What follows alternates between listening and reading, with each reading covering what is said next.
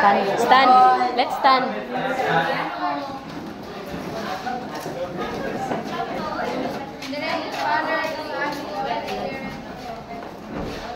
Our Father, who art in heaven, holy be your name.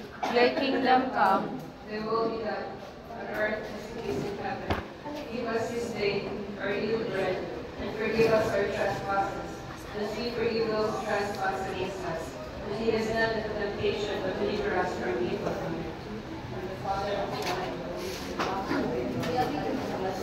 Good morning, class. Morning, good morning, please. Good morning. I'm the first reporter of Group 4. So my name is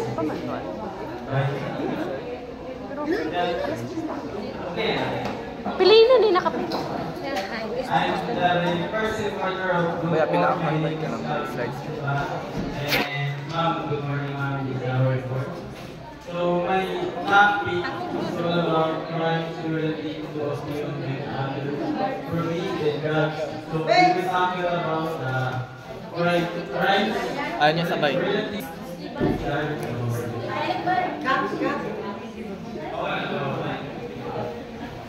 Articles 190, Articles 190, 191, 192, and 193 of the RPCR Vice Penal Code were repealed by Republic Act number 6425. So,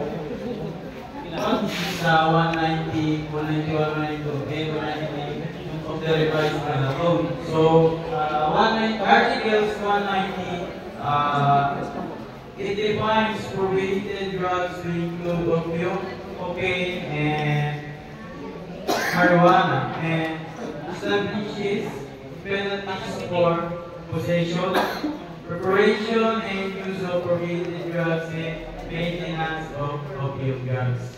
So, Article 191 refers to a various legal provisions depending on the specific legal content.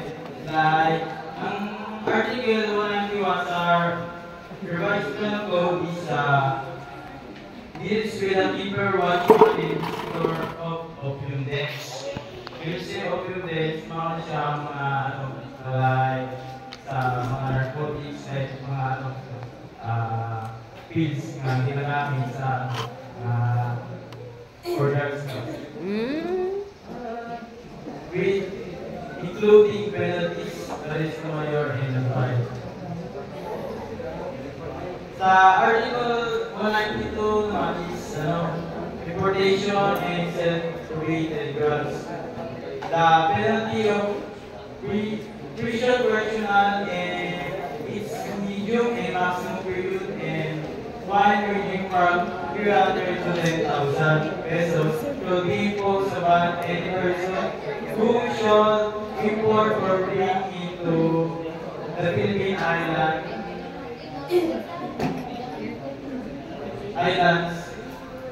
any prohibited drug. So, one is revised penal code of the Philippines addresses the crime of illegal possession of opium. So, ano lang sila? Milk? Pare-pareha lang sila ba? So, nailahan sila wait. Pare-pareha sila na so, kaning articles is referred na siya sa RA 6425. So, RA 6425 known as the Dangerous Drugs Act of 1972. So, known as the Dangerous Drugs Act of 1972, which took effect on March 13, 1972, amended by PD number 1680 and further amended by RA number 7659. So, PDI number 1680 is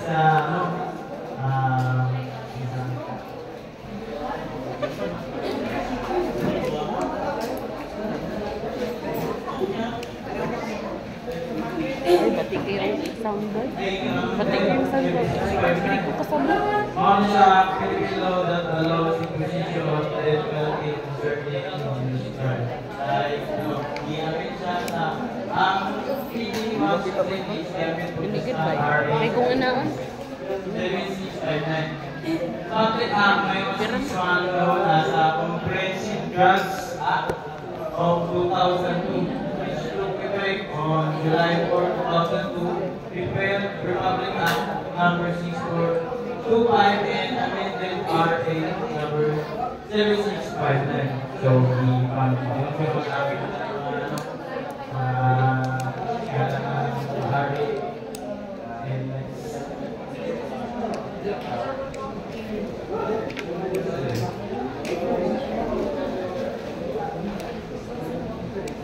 Sama na.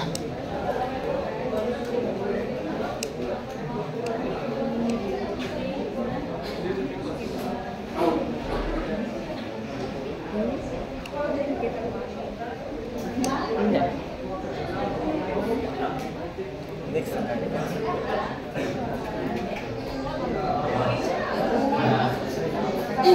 So, limited applicability of revised penal code to RA 9165. Section 98 of Republic Act number 9165 explicitly states that notwithstanding any law or regulation to the contrary, the provision of the Penal Code Act number 381 for resume shall not apply to the provision of this act, except in the minor case of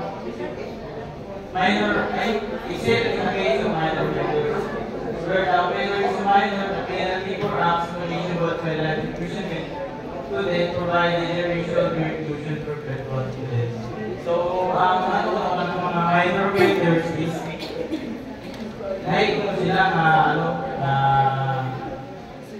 punishment na hindi lang ba like unless Mas hindi minor na tanang sa tanang ibang minor open is na siya tanang hindi siya penalty siya is punishable by life imprisonment ang i-provide sa ila is perpetual to death. Di ay. Acts punished by the Comprehensive Dangerous Drugs Act of 2002. The acts punished are: first is importation of dangerous drugs and orthodol, precursors and essential chemicals. So, kung nakain sa paano, pag-report, pag-transport sa mga illegal drugs, ang gina siya, punishable gina siya sa And two is said, grading, administration, utilization, delivery, distribution, and transportation of dangerous drugs and or control precursors and essential chemicals. So, punishable gina siya, pag-balik ka sa mga illegal drugs, pag-grading sa lahat ng mga outfit like administration, distribution pag-distribute sa mga illegal drugs. Number 8, maintenance of dangerous drug and life or resort. Mga kapag hindi mga chemical mga doctor ba?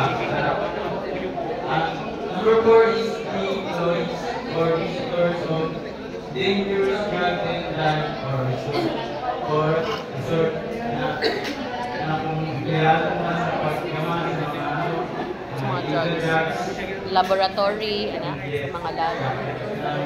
laboratory, and number 5, manufacture of dangerous drugs and or controlled distribution chemicals.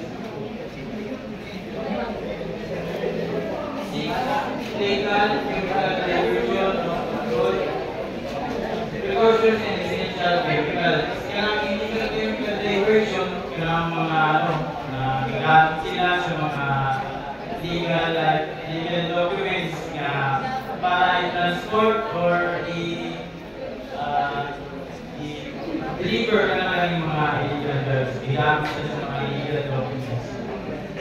Maaari sa akin. And ang seven is manufacture or delivery of equipment, instrument, apparatus, and other paraphernalia for dangerous drugs, and or precursors and essential chemicals. Kaya mga deliver na kinabutan sa mga equipment,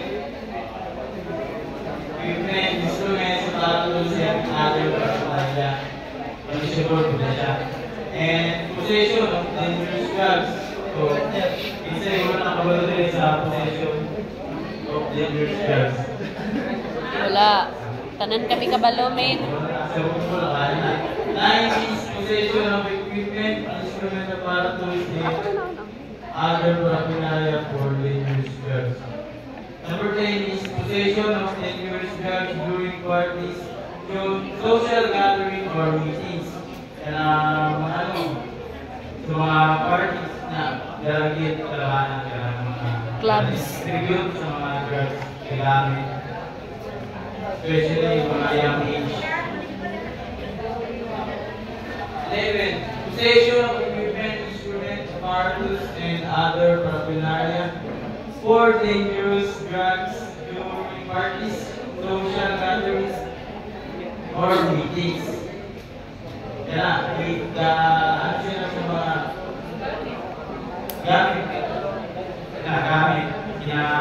ano nila pamahagi sa mga meetings, hindi mo sila nasa yung meeting o sana po illegal criminal. Gamit sila sa mga instrument na paraphernalia ay itago sa drugs, legal drugs. 12 is use of dangerous drugs. So, kailangan paggamit sa dangerous drugs, punishable na siya. Cultivation or culture of plants classified as dangerous drugs or are sources thereof na pagpatagan sa mga Pagpatubo, pagtanom sang marijuana. Like marijuana. Magagamit marijuana niya. Loisa? Gamit marijuana. Uy, yan. 14. Failure to maintain original records of transaction of dangerous drugs and/or controlled precautions and essential chemicals. 15. Unnecessary possession of dangerous drugs and unlawful prescription of dangerous drugs.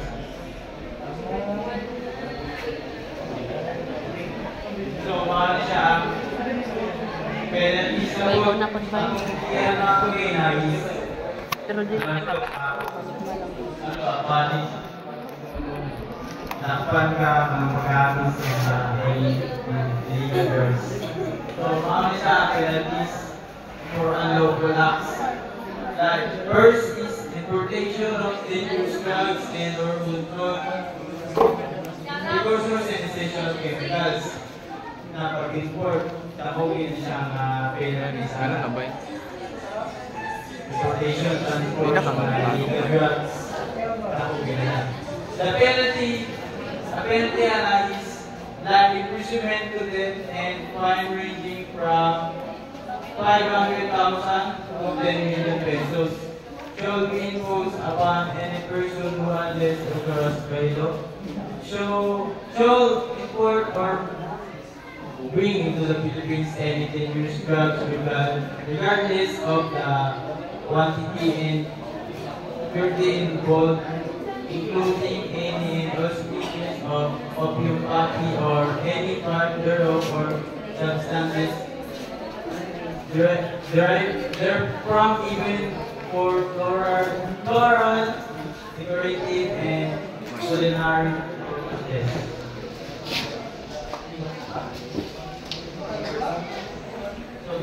Penalty of imprisonment ranging from 12 years and 1 day to 20 years, and fine ranging from 100,000 pesos to 500,000 pesos should be imposed upon any person who unless authorized by law should inform any controlled precursors and essentials